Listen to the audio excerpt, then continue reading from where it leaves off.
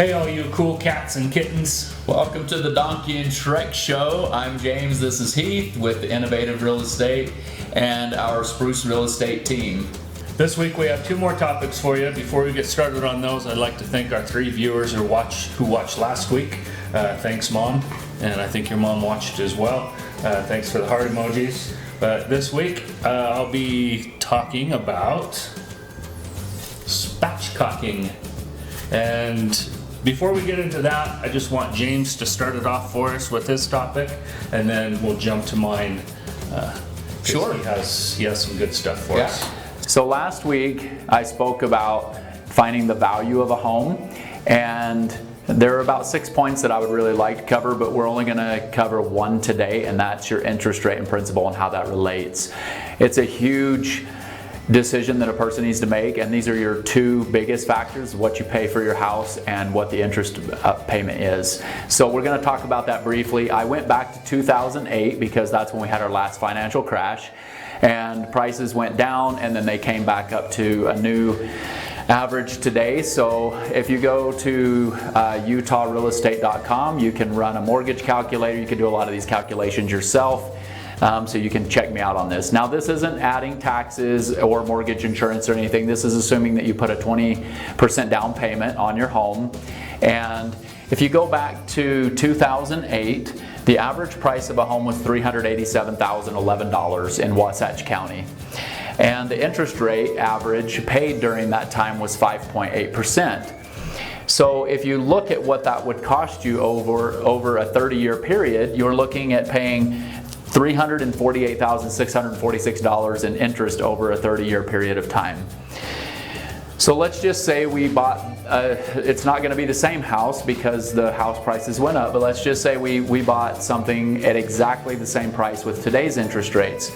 Today's interest rate, the average was 3.51%. That would have given you over 30 years $166,340 over a 30-year time period. So basically what that means, if you're looking at the difference in your payment back in 2008 on the same home or the same value home, same price home, you would be looking at $1,828 payment per month.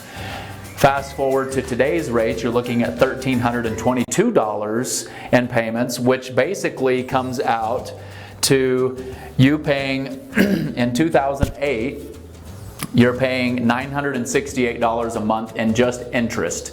No principal, nothing else, just interest. If you look at the average interest rate in 2020, you're looking at $462 a month, which when you subtract all of that, you're looking at a savings of $506 a month on your house payment.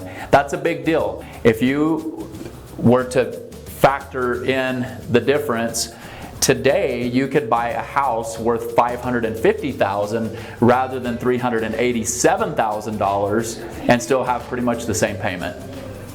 So that's something to think about, and I would love to talk to you about some other things, but I just wanted to try to compare apples to apples with the prices and looking at what the principal and interest is.